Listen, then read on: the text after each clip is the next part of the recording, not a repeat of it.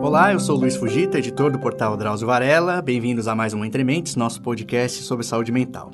Agora a gente está em agosto de 2018. Recentemente teve 2 audiências públicas no STF sobre a questão do aborto. E esse é o nosso tema, né? O tema desse episódio é saúde mental e aborto. De acordo com a segunda Pesquisa Nacional do Aborto de 2016, que foi uma pesquisa premiada, coordenada pela Débora Diniz, que é uma figura importantíssima nas questões relativas ao aborto no Brasil.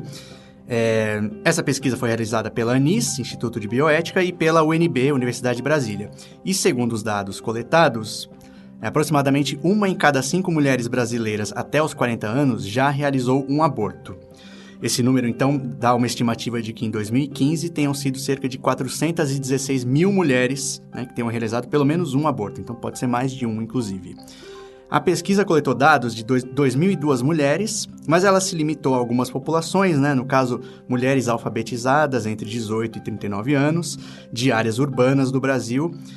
Então, precisaria extrapolar esses dados para conseguir um quadro do país como um todo. Mas, fazendo, né, os ajustes necessários, estima-se que o número de mulheres que tenham realizado pelo menos um aborto seja ainda maior do que isso. Maior do que esse 1 em cada 5 mulheres, né?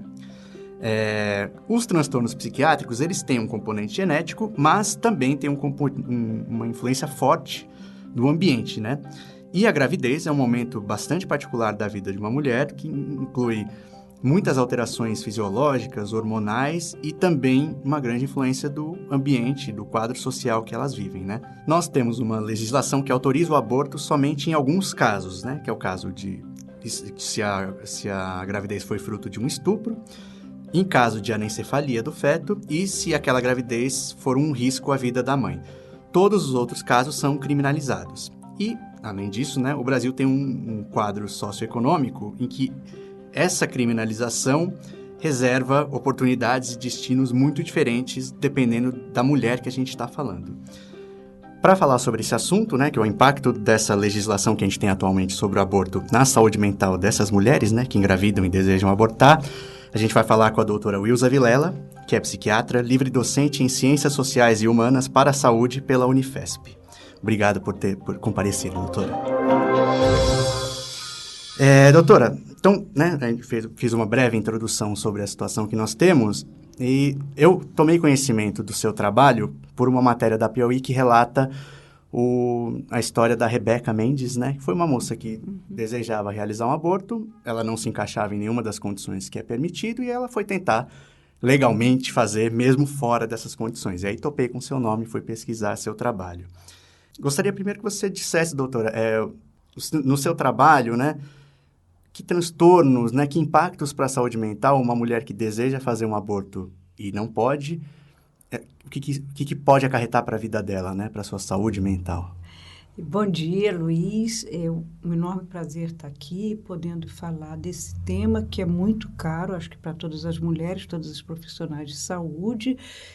Ainda estamos aquecidas pela audiência no STF, né?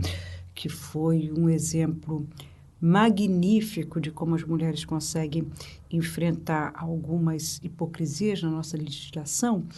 Para a gente começar e para eu poder te responder, eu queria primeiro fazer um combinado com você, que é o combinado que a gente vai trocar a ideia que deseja abortar pela ideia de não poder prosseguir com uma gravidez. Tá? Porque, a princípio, ninguém deseja abortar. O aborto é sempre uma experiência super traumática. Sim. O processo de decisão é um processo super difícil. E as mulheres que optam por abortar, na verdade, não é exatamente porque elas desejam, é porque elas percebem que elas não são capazes de levar aquela gravidez adiante, sim, tá? Então, eu tenho que dar 2 passinhos para trás para poder te responder, tá? Um primeiro passinho tem a ver com a questão dos problemas em saúde mental. Você estava falando assim, não, é sabido que tem um grande componente genético. Esse grande componente genético é 30%, tá? É 30% nas patologias onde há mais evidência de participação de algum fator genético, é 30%. Os outros 70% têm a ver com a vida concreta, isso varia... Todo o entorno que a pessoa vive. Exatamente, isso varia do que está vivendo. Então, uma primeira questão nós nos darmos conta que, digamos, todos nós, em maior ou menor escala, tem a chance de, em algum momento, ter um sofrimento emocional intenso. Ponto. A gente tem que começar a pensar numa gravidez que é entendida pela mulher como não possível, né? Toda gravidez, mesmo quando a mulher planeja, deseja e tal, quer dizer, uma coisa é planejar e desejar. Outra coisa é o momento que ela se descobre grávida, né? Porque o planejamento e o desejo são amplos, a gente não sabe a hora que vai acontecer. É um evento que entra na vida dela, né? Entra na vida dela e é para sempre. Sim. Né? Enfim, se você mantém a gravidez, é uma situação para sempre. Sim. Então, é claro que, imediatamente, no momento da confirmação da gravidez e durante toda a gravidez, a mulher o tempo todo se pergunta, serei capaz de ser mãe? Serei capaz de dar conta dessa tarefa? Isso é legal para mim? O meu parceiro vai estar comigo? Vai estar me amando? Sim. As minhas condições financeiras são dúvidas, digamos, naturais, que, por um lado, indicam a própria responsabilidade da mulher em relação àquela criança, por outro lado, indica também um primeiro passo de uma grande hipocrisia social, que é achar que a criança é da mãe. Né? A mulher sofre muita ambiguidade, muita dúvida, muitos momentos de insegurança durante a gravidez, porque nós temos um mundo que diz que aquela criança não é um entendimento que uma criança é um bem para a sociedade. Se não tivesse criança, o mundo acabava. Quem é que vai trabalhar, quem vai produzir riqueza, quem vai produzir conhecimento? Então, ter um filho é uma tarefa social. Mas nós não temos o apoio do Estado e dos Estados compatível com o tamanho da tarefa, principalmente aqui no Brasil. Nós não temos boas creches, boas escolas, um bom auxílio maternidade, que permita que uma mulher, se eu quiser ter filho, eu consigo dar conta dessa tarefa sem passar por grandes estresses objetivos relacionados a dinheiro e a quem cuida da criança, quem educa, se vai educar bem, se não vai, tá? Então, vamos pensar que a gravidez é um momento de estresse, tá? Bom, o estresse... Então, agora chegando perto da sua, da sua resposta. O estresse é, claro, o principal fator de risco para desencadeamento de qualquer sintoma. Quer dizer, os nossos quadros patológicos, nós dividimos em categorias diagnósticas em função da expressão do sintoma, né, da expressão sintomática, mas qualquer que seja a expressão sintomática, o que se sabe é que você entra numa situação... O sintoma corresponde a uma situação de grave sofrimento psíquico, que você não consegue elaborar, e esse grave sofrimento psíquico está relacionado a alguma situação de conflito que você não consegue dar conta, e você consegue sofrer pelo conflito. Esse sofrimento pode provocar ansiedade, pode provocar depressão, pode provocar uma alteração de humor, uma alteração de pensamento, que são os sintomas que nós vemos... E aí fazemos os nossos diagnósticos. Então, se eu fosse te responder, eu falei, no geral, uma gravidez impossível de ser levado adiante, ela gera estresse. Esse estresse pode, sim, a depender da condição subjetiva, emocional da mulher, mas também a depender do seu entorno, pode causar um grande sofrimento psíquico que pode se manifestar como qualquer dos quadros psicológicos que nós conhecemos. Eu imagino que esses questionamentos, mesmo quando a mulher ou o casal tem aquilo planejado, eles podem surgir ao longo da gravidez. Então, eu imagino que, num caso em que a mulher não pode seguir adiante com aquela gravidez, isso seja agravado, porque ela já tem de antemão a percepção de que ela não vai poder fazer aquilo, Exatamente. Né? E aí, doutora, nesses casos a gente pode dizer, então, que aquele quadro se desenvolve unicamente a partir desse evento. A pessoa poderia ter uma vida normal, sem grandes problemas graves de saúde mental, mas a partir daquele momento ela pode ter um problema mais grave. Sim, nós podemos dizer isso. Na área de saúde mental, como na área de saúde como um todo, mas eu vou falar da que eu conheço mais, é sempre difícil fazer esse tipo de afirmação, tá? Então, nós poderemos, para relativizar, nós poderemos dizer que para muitas mulheres a situação de uma gravidez impossível de ser levado adiante ela pode agravar situações de estresse, de insegurança e de ambivalência já existentes, porém administráveis, Sim. tá? Porém, para algumas outras mulheres, essa situação, ela pode ser o fator isolado que desorganiza aquela mulher completamente do ponto de vista emocional e psíquico. Sim, é possível pensar sobre isso. Só para adiantar um pouco, tem alguns estudos, por exemplo, que associam suicídio em mulheres grávidas com a impossibilidade de levar adiante uma gravidez, onde se supõe, porque o suicídio você estuda de uma forma indireta, né? Sim. Mas que supõe que a impossibilidade de levar adiante uma gravidez foi o fator isolado na determinação do suicídio. Quer dizer, tinham vários outros fatores que formaram um caldo de cultura, mas aquela foi a gota d'água e atuou como o fator determinante do suicídio, né? Sim. E, doutora, pelo que a gente vê na pesquisa que foi citada na abertura, grande parte dessa população que tem uma gravidez que não deseja levar adiante se concentra nas faixas etárias mais jovens, né? A faixa com a maior frequência, inclusive, é de 12 a 19, bastante jovem mesmo, né? O quanto influencia isso acontecer numa idade mais jovem do que numa idade mais tardia? Olha só, a adolescência, nessa fase de 12 a 19, já é uma fase mais conturbada emocionalmente para todo mundo, para as mulheres em particular e para as mulheres em particular nesse momento, com tantos discursos contraditórios e ambivalentes em relação às mulheres e ao tornar-se mulher, né, e ao devir mulher. Então, já é uma fase de maior vulnerabilidade. A gestação na adolescência, em parte por essa questão da inserção social das jovens, mas também pela dinâmica hormonal na gravidez e na adolescência, já aumenta muito essa vulnerabilidade. Então, uma gestação numa jovem sempre vai ter um impacto emocional muito maior, tanto pela questão social quanto pela questão hormonal, do que uma gestação numa mulher mais adulta.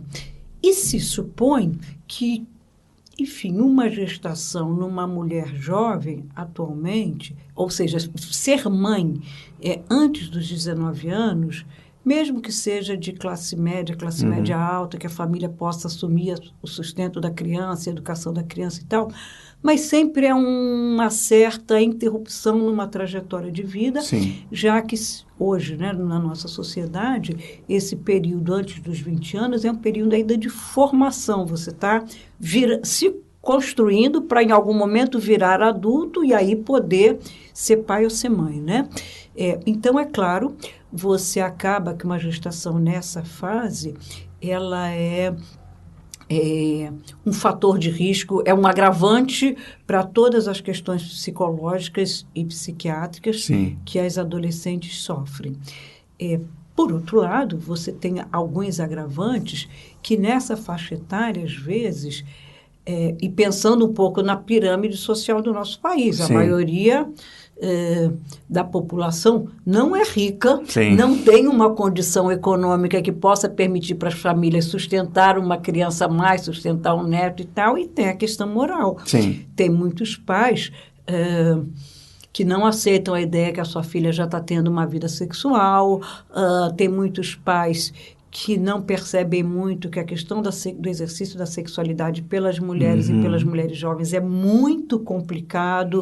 A prevenção sexual é muito complicado em qualquer idade, mas quanto mais jovem, mais complicado ainda. E aí penalizam muito essa jovem, fazendo com que o seu sofrimento psíquico possa aumentar, inclusive, a ponto de desencadear algum sintoma. E, doutora, aí colocando um fator que você mesmo chamou a atenção, que é importante dizer, né? Junta-se a essa característica de ser muito frequente em idades mais jovens, e aí um quadro social do nosso país, né? Com uma frequência maior também entre determinadas etnias, entre uma determinada faixa de escolaridade e uma determinada faixa de renda, né? Como que esse quadro todo, assim, que a gente pode dizer, né, sobre como essa legislação influencia uma trajetória que já é difícil por si só, né? Então, tem uma parte da legislação, antes de chegar no aspecto socioeconômico, mas é uma parte que vale a pena a gente pensar quando a gente pensa nessa faixa etária e nas condições de vulnerabilidade social, que é a história que a legislação permite a interrupção voluntária da gravidez em caso de estupro. Uhum. Agora, a tipificação do estupro é complicadíssima, Sim.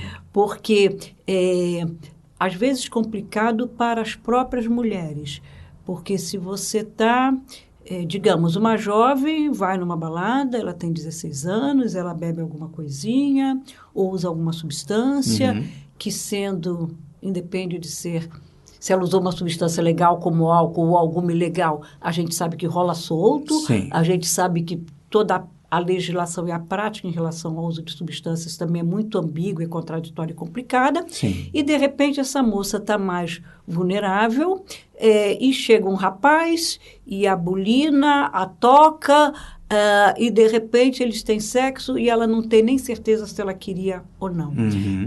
E, muitas vezes, ela não vai conseguir dizer se ela foi estuprada ou não, porque, no nosso imaginário, o estupro tem a ver com violência, pancada, ou é um estupro realizado Sim. dentro da família por algum familiar mais velho. Existe um cenário já criado, Exatamente. que o arquétipo do estupro é esse. Exatamente. Né? É aquele onde tem uma coisa de violência física, de um grave constrangimento. Essas situações ambíguas são muito difíceis, porque se a gente pensa, houve consentimento, e aí, claro, vai ter alguém moralista que vai falar, uai, mas se ela foi para uma balada... com uma roupa tal. Com uma roupa tal, com uma saia curta, e tomou uma coisinha, ou bebeu, ou enfim, estava querendo, estava se permitindo. Bom, não é assim. Esse é o padrão de lazer e diversão, principalmente, aí juntando com a questão que você estava ponderando, para essas meninas que vivem situações socioeconômicas mais baixas ou numa situação de maior vulnerabilidade social, onde também as oportunidades de lazer, de prazer, de diversão são muito menores, ficar com os meninos, né? Ter essa coisa, sei lá, da boca virgem, né? Sim. A menina de 13 anos que nunca beijou, Sim. tem que fazer. Outro dia estavam me explicando, eu esqueci o nome, mas enfim, é uma prática que põe um menino lá e todo mundo vai beijando o menino, e aí quem é boca virgem se mete no meio, para ela perder a virgindade Da boca, nesse rolê, tá? Porque ela dificilmente se arranja um ficante e fala que ela é BV, o ficante fica, né? Então tem que perder. Às vezes a virgindade não da boca, mas enfim, a virgindade vaginal também tem a ver com isso. Tem uma hora que a menina fala, eu preciso perder essa virgindade, que senão vão... Todo mundo ali já não... Todo mundo ali, né? já transou e tal, não sei o quê. Antigamente, só os meninos ficavam dizendo que faziam e aconteciam, né? Tinha uma coisa assim. Os meninos chegavam numa hora cedo, 13, 14 anos, que eles eram os reis da noite, comiam todo mundo, né? Nunca... a coisa da primeira vez do menino era um tabu, né? A primeira vez da menina era aquele modelo, o grande amor. Hoje em dia, não, até porque esse grande amor, às vezes, é difícil, demora e todas as coleguinhas já falam que já transaram, a gente vai saber se transaram ou não, mas enfim. Então, você tem uma coisa social muito marcada para isso. Por outro lado... você tem poucas conversas abertas sobre isso na escola, nas famílias, nos próprios serviços de saúde, que são bastante frágeis em ter uma abordagem para a saúde sexual e reprodutiva dos jovens, meninos e meninas, que as pessoas possam falar dos seus medos, das suas dificuldades e discutir a questão da contracepção de uma forma mais aberta, né? Ou seja, né, toda esta longa história para a gente pensar que, assim, estupro... Talvez esse horroroso, com violência, que passa nos seriados de televisão, essa coisa horrorosa, deve corresponder a um percentual pequeno do conjunto de relações sexuais não consentidas, não planejadas, que acontecem com as jovens. de tal maneira que até isso na legislação é muito frágil, né? Sim. Quer dizer, ela tem uma relação sexual que não foi exatamente consentida ou planejada, mas ela às vezes tem dificuldade, não apanhou, não fez, tem dificuldade de dizer que foi estuprada. Se ela for procurar uma delegacia ou um serviço de saúde dizendo que foi estuprada, ela tem risco de ser maltratada, desqualificada. E nem sempre o acesso à contracepção de emergência, que seria a grande alternativa para esses casos, nem sempre isso é um acesso fácil, às vezes que as pessoas não têm informação, às vezes porque tem mito, uma bomba de hormônio, é uma irresponsabilidade, quer dizer, ninguém pensa ao contrário. É uma super responsabilidade, meu. Tive uma relação sexual não protegida, a primeira coisa é fazer alguma coisa para que isso não me traga problema, né?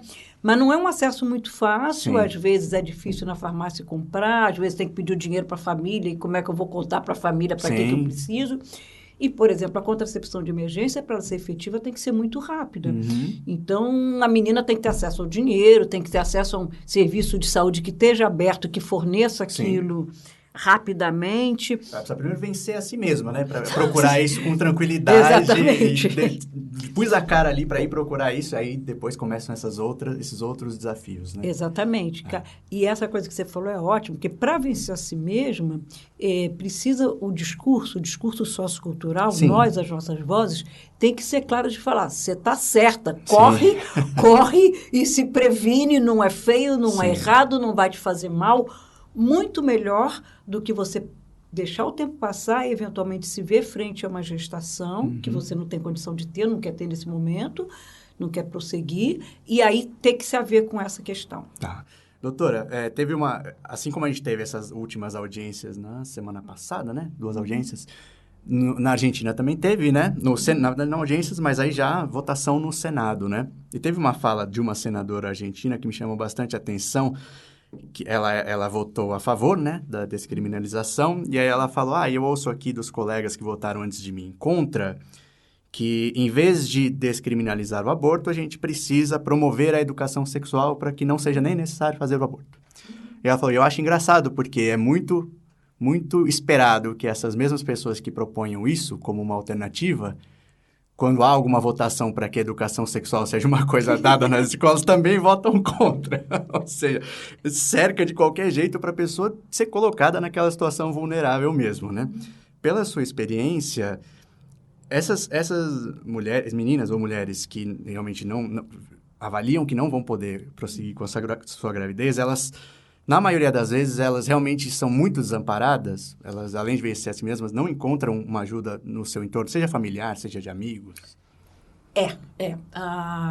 Se nós olharmos estudos populacionais que consideram a questão da interrupção voluntária da gravidez, um pouco tem esse perfil que você olha, são mulheres jovens, e ao serem jovens, nós já presumimos que todo um contexto de início de vida sexual, sem apoio, sem suporte, sem orientação. Mas quando a gente olha os estudos, e além da desinformação dessas condições mais macroestruturais que dificultam mesmo que a menina prossiga aquela gravidez, ela teve a relação sem saber muito porquê, sem saber muito se ela queria ou não, não teve muita orientação na escola, o rapaz também não necessariamente estava consciente que aquele ato envolve 2 pessoas e tem uma parcela de responsabilidade dele, então ele tem que ser o parceiro não só no prazer, mas nos cuidados para que o prazer possa ser prazeroso para os dois, né? Além disso, vamos ter alguns fatores super importantes na determinação da decisão pela interrupção da gravidez. Os 2 mais importantes é a situação com o parceiro, a relação com o parceiro e o apoio familiar. Tá?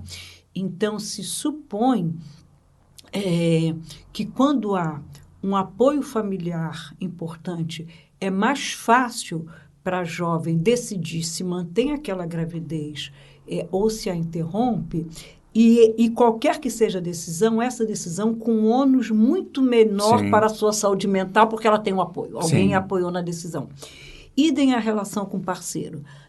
Se aquela relação sexual se deu num contexto de uma parceria comprometidos um com o outro, em Sim. que ambos têm noção que aquela gravidez resultou de uma responsabilidade compartilhada e decidem também porque se amam, né? Não pode ser só por conta da criança, continuar juntos e dar apoio. A mesma coisa, o apoio tanto para a manutenção da gravidez quanto para a interrupção, essa prática pode ser a decisão de interromper ou de manter, e aí a ação que se segue à decisão traz muito menos ônus para a saúde mental dessas pessoas jovens. Sim. O que leva muitas jovens a interromperem a gestação é se dar conta que aquele parceiro corresponsável, né? Sobre aquela criança não está nem aí, ela vai ter que assumir 100% de responsabilidade de uma gravidez que ela não fez sozinha. Sim. E, por outro lado, ela não pode contar com a família para pensar alguma boa alternativa. Sim. Né? Lembrando que, às vezes, uma alternativa terrível que as mulheres pobres, as famílias pobres, acabam fazendo por um conservadorismo moral é manter a gravidez e depois dar a criança para adoção. Sim, tá? sim.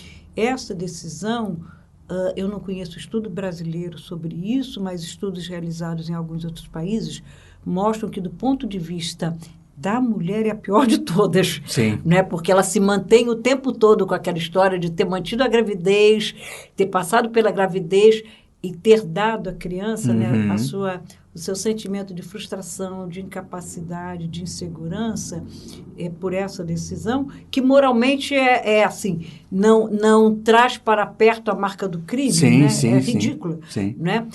E para a criança também... Claro. Claro, para uma criança ser adotada por quem a deseja é muito melhor do que ser criada por quem nunca desejou. Claro. Óbvio, né? Sim. Mas nunca é muito fácil essa passagem para a criança, até porque nem todas as crianças conseguem ser adotadas. Né? Se dá uma criança para adoção, não significa que ela seja adotada por uma família legal. Sim. Então, do ponto de vista da mulher, essa é uma alternativa que é comum, mas é bastante difícil também para ela. É isso que eu fazia parte de uma das perguntas mesmo, né? Quando a mulher não consegue interromper, não significa que o problema para a saúde mental dela, desaparece. Porque, então resolveu. A saída foi ter o filho. Isso não melhora a saúde mental dela. E quando eu falo das crianças, e as crianças dadas em adoção, porque, gente, adoção, vamos combinar, é maravilhoso que alguém que não foi, uma criança que não foi desejada, num país que não permite fazer aborto, ótimo que ela possa ser adotada por quem a deseja. Existem alguns estudos que mostram que o quadro de depressão nas mulheres durante a gravidez afeta o feto. Sim. De tal maneira, e inclusive no caso da Rebeca, esse foi, para mim, o principal argumento. Tinha uma coisa de proteger a Rebeca, que estava muito fragilizada, ela tinha certeza que não queria, mas uma criança exposta à mudança, quer dizer, a depressão, o estado depressivo, é um estado biopsicossocial, não é só um sentimento, tá?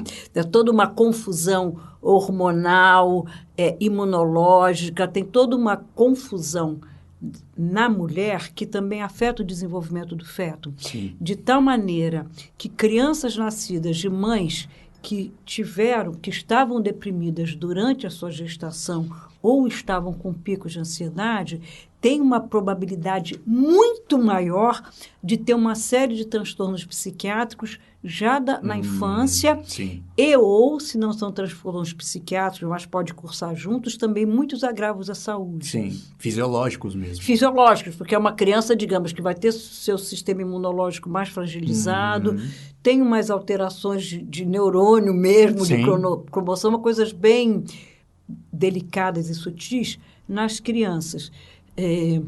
Tanto que hoje, quer dizer, se imagina que se uma mulher está gravemente deprimida durante a gestação, é melhor tratar, porque, claro, não é com qualquer fármaco, não é qualquer tratamento, mas o risco de manter uma gestação com uma mulher em grave depressão, o risco para a saúde mental dela, Sim. tá? É preditivo de depressão pós-parto, psicose puerperal. Sim. Todos os agravos psiquiátricos no pós-parto comprometem muito também a criança. Sim.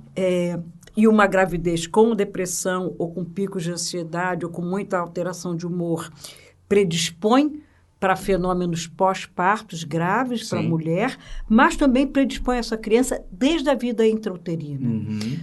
Então, manter a saúde mental das mulheres durante a gravidez não só um benefício, claro, para elas, né? Quanto mais feliz ela toca aquela gravidez, mais feliz vai ser a relação dela com a criança. Mas também você protege a criança, sim, né? Sim. E, doutora, e no caso de alguém que decide com os meios que tiver à mão para interromper sua gravidez e acabam tendo que ser internadas por intercorrências que acontecem, né? Esse episódio de ter que ser internado por um procedimento que você tentou fazer, que era proibido, também tem uma influência, imagino, na saúde mental das mulheres? Mais ou menos, tá? Depende... Bom, os estudos são muito controversos e quando a gente faz um estudo, exceto quando são estudos populacionais muito grandes e muito bem delineados, que acompanham durante muito tempo, para a gente poder tentar retirar o fator subjetividade do pesquisador e valores morais do pesquisador. Mas, enfim, mesmo quando você pega estudos bons, o que se tem, assim, o que se consegue observar é o impacto de uma hospitalização numa tentativa. Tem algumas que são mal sucedidas, mas algumas que são o procedimento é horrível. Por exemplo, você usa o Citotec, tem um quadro hemorrágico com cólicas fortes e vai para um hospital para terminar o aborto no hospital. Digamos, esse é o procedimento para as pobres. Ou para quem não é tão pobre, mas não consegue ter R$4.000 para ir numa clínica de aborto. Porque R$4.000 de uma adolescente alguém tem que pagar. Claro. Então, ou ela contou para a família bancou e não encheu o saco dela, né? Bancou com apoio, ou ela vai ter que se virar e fazer isso. É lógico. Se ela é bem tratada no hospital, quer dizer, o que se conhece, se ela é bem tratada no hospital, o impacto é muito menor do que se ela é maltratada, óbvio, né? É uma prática que às vezes acontece, infelizmente. Ela chega com um aborto incompleto, a equipe já supõe, se ela é jovenzinha e tal, que é uma... Se ela é jovenzinha, você precisa de jovem, engravidou, já não devia ter engravidado, está abortando é porque tentou aborto, vamos deixar ela para ser a última, vamos deixar ela no pós-parto. Vamos castigar a nossa punição. Exatamente, vamos fazer uma punição. Então, é claro, se ela é extremamente punida... naquela situação, para ela vai ser mais difícil superar. No entanto, esses eventuais efeitos ruins, eles tendem a serem atenuados com o tempo, principalmente se as razões que a mulher, naquele momento, tinha para não prosseguir aquela gestação se confirma. Olha, o namoro se desfez mesmo. Ou, imagina, ele era um carinha que eu fiquei na balada, eu não sei nem quem era, agora que eu estou adulta, que eu vejo ele, Deus me livre ter ele como pai de meu filho. Ou, olha, eu consegui continuar estudando, toquei a minha vida, hoje eu estou feliz. Se eu tivesse uma criança naquele momento, ia ser um horror. Então, na medida que a vida passa e as mulheres vão confirmando que foi uma boa decisão, o eventual susto, a ambiguidade, a culpa que ela pode ter tido no momento exato da interrupção da gravidez, isso tende a se diluir. E é claro que se a equipe que acolhe no serviço de emergência obstétrica, para terminar aquele procedimento, não a penaliza, não a culpabiliza, dá um apoio, não fica fazendo investigações ridículas. Foi provocado ou não foi provocado? Irrelevantes. Irrelevantes, porque para o procedimento médico é igual. É igual saber se provocou, se não provocou, enfim, não faz a menor diferença. Né? O que o médico tem que fazer, o obstetra tem que fazer é aquilo. Então, quanto mais a equipe que acolhe de fato, mais o sentimento de alívio se instala. Né? Então, alguns estudos longitudinais que vão... tem um estudo muito interessante, inclusive, também não é brasileiro, que acompanha adolescentes que engravidaram. Né? Esses estudos longitudinais, em geral, são europeus, que Sim. conseguem ter dinheiro para seguir uma mesma Anos e coorte, anos, né? anos e anos.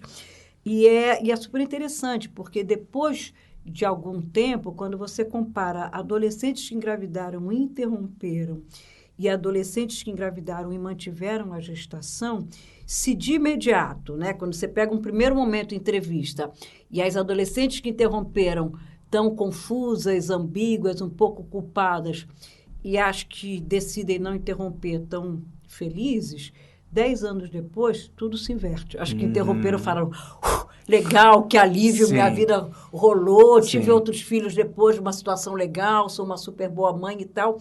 E as que tiveram filhos durante a adolescência referem problemas, maior frequência de episódios de ansiedade, maior frequência de episódios de depressão, de alterações de humor. E suas crianças também, evidentemente. Claro, sim. E, doutora, a gente falou um pouquinho, né, do amparo que os familiares podem dar. A ausência do parceiro nesse processo, a gente pode dizer que não ter, né, o apoio dele é similar a não ter o apoio da família em geral, ou ela é uma coisa um pouco mais diferente? Totalmente diferente, totalmente diferente. Porque são coisas de natureza diferente e a gente não pode... É uma experiência muito individual, quer dizer, o que aquele parceiro, o que aquela parceria representava para aquela moça naquele momento.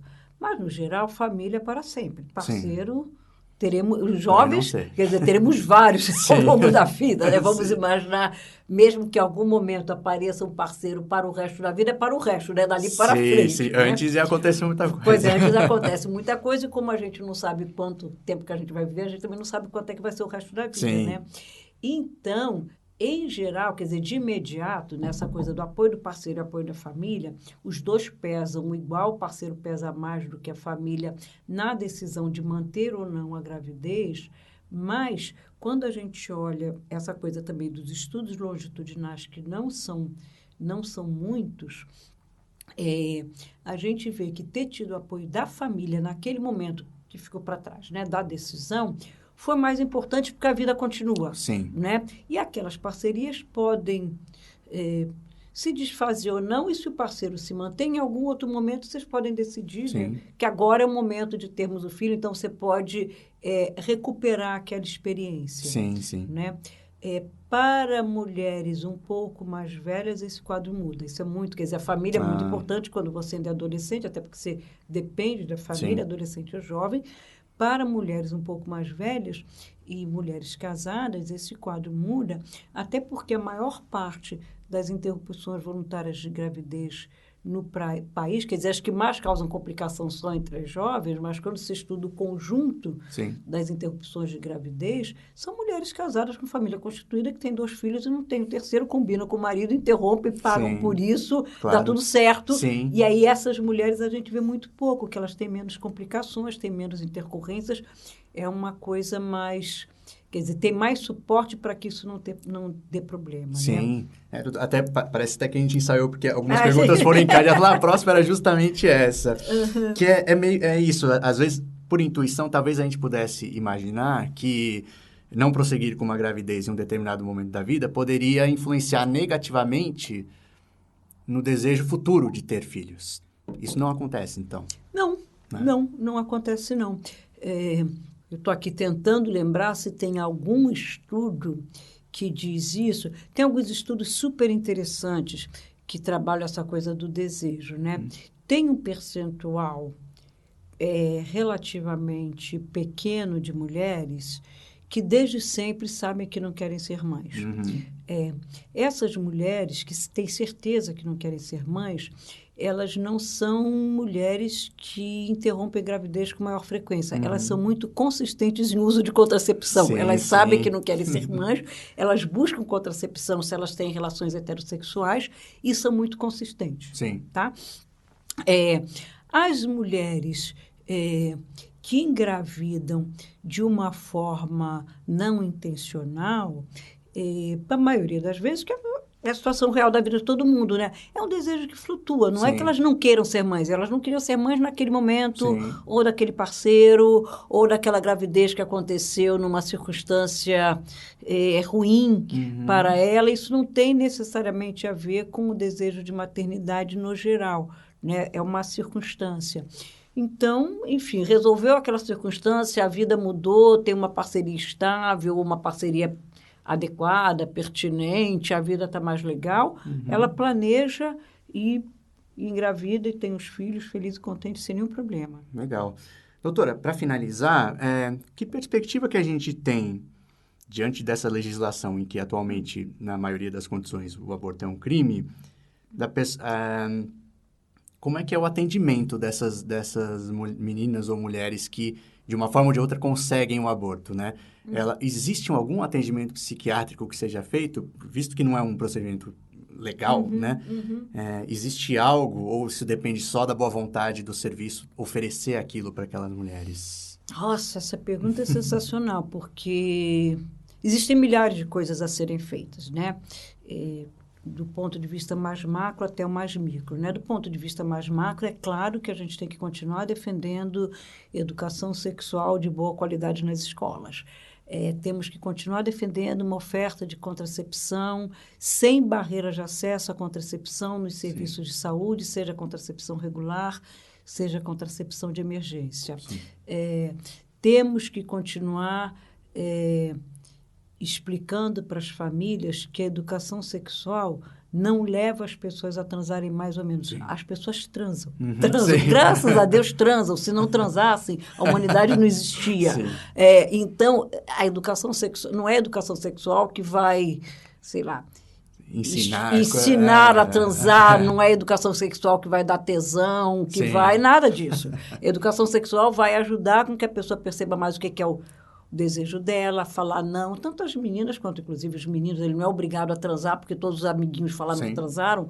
Enfim. Que isso diz algo sobre a masculinidade? Exatamente. Né? Que ele vai provar que ele é homem, se ele... Enfim. Essa coisa é importante para todo mundo e é importante saber que se quer transar, o sexo tem consequências. Sim. Né? Então, você tem que estar sempre preocupado com as consequências do sexo. Isso do ponto de vista mais macro.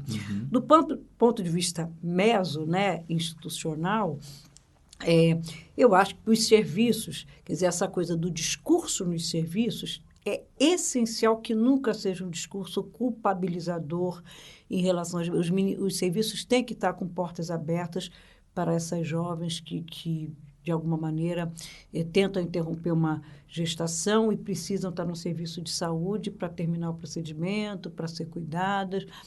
Então, você tem que ter uma clareza que a um profissional de saúde não cabe julgar, mas a ninguém. A ninguém. Assim, o julgamento, do ponto de vista formal, é para juízes. Sim.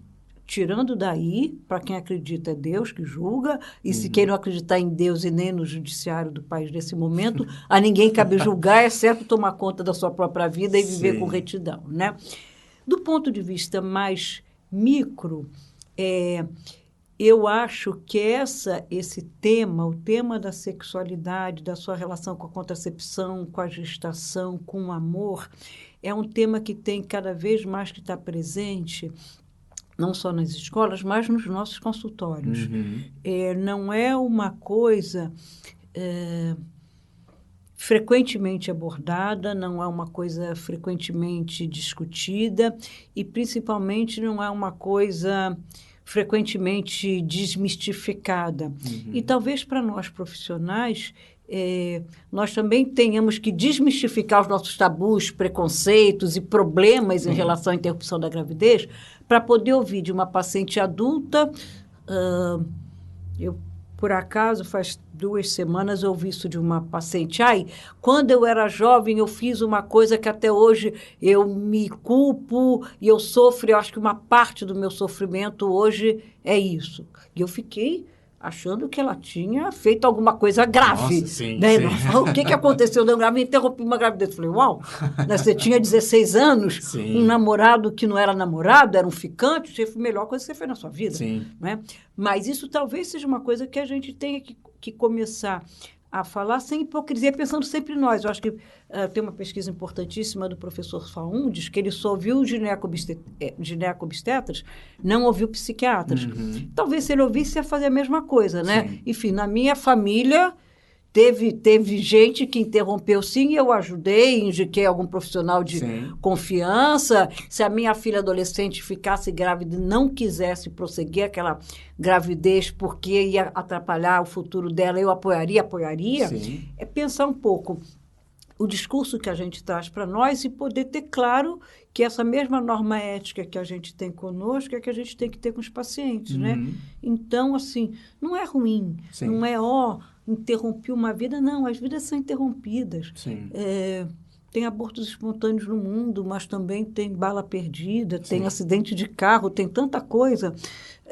Que mais do que a gente pensar numa vida que a gente não sabe qual que era e não sabe nem se é vida exatamente, tem até essa polêmica, né? Mas, enfim, um processo biológico que se interrompe, mais do que achar que isso é ruim, é pensar o quanto é bom a gente garantir que as vidas que existem, que nós sabemos que existe daquela jovem, daquela família, daquele rapaz, essas vidas são preservadas da melhor maneira possível, né? Da forma mais ética. Sim. Qual que é a sua percepção, doutora? O Brasil é muito grande, difícil a gente ter uma ideia que dê conta do que acontece no país como um todo, né?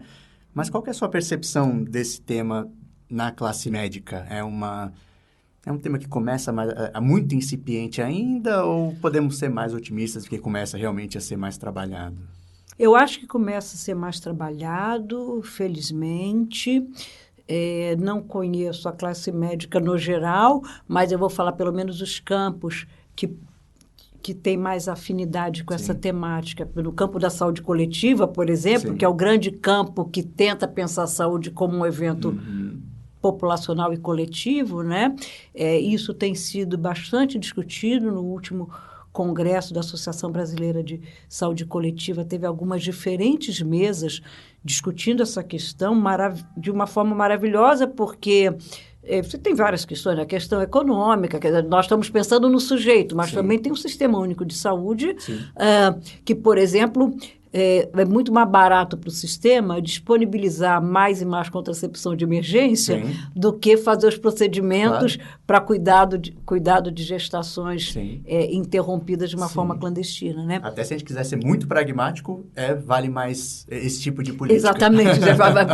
E num momento de crise que só se fala de dinheiro, gente, uma política de ampliação de contracepção, de acesso à contracepção e contracepção de emergência é isso. Vai proteger sempre, vai ter um escape, claro, mas você reduz, né? Então, eu acho que no campo da saúde coletiva isso tem sido bastante discutido e sem muita controvérsia, com certo consenso, que penalizar uma gestação não intencional não leva a coisíssima nenhuma, apenas provoca sofrimento. Eu acho que no âmbito da ginecobstetrícia, cada vez mais tem ginecologistas e obstetras, porque eles têm esse contato direto e veem o sofrimento das meninas, e se vê essas meninas muito pobres e muito jovens, em situações sociais muito precárias, eles sabem que vai ser muito difícil aquela menina prosseguir aquela gestação e dar uma condição de vida legal para essa criança.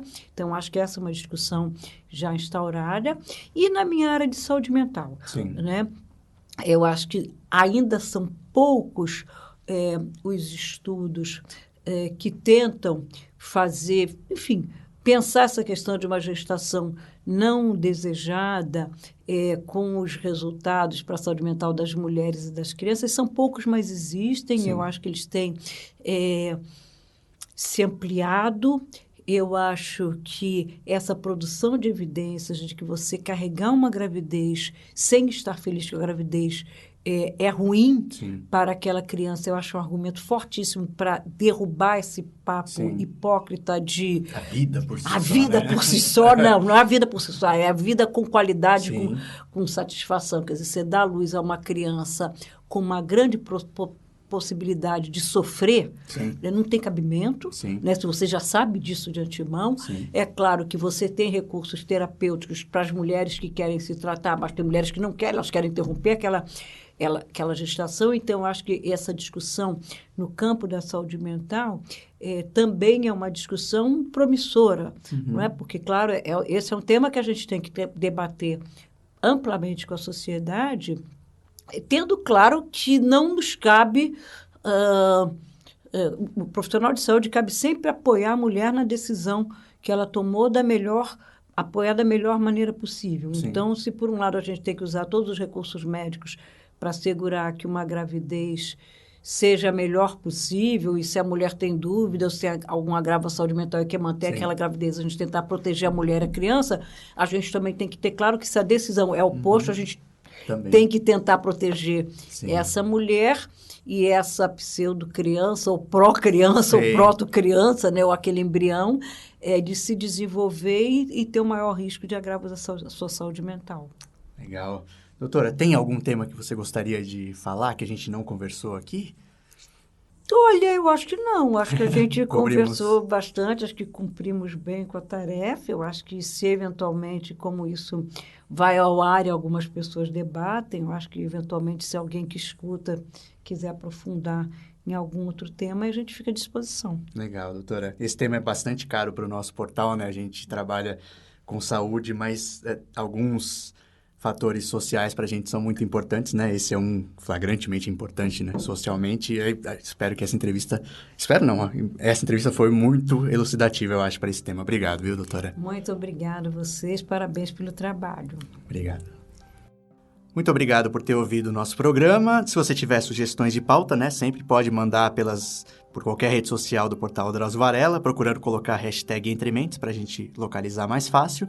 Lembrando que a gente tem outro podcast na casa, que é o Porquê Dói, que fala sobre dores. Também quem tiver dúvidas sobre qualquer tipo de dor, pode enviar a sugestão para a gente procurar os entrevistados e fazer um programa. Até mais.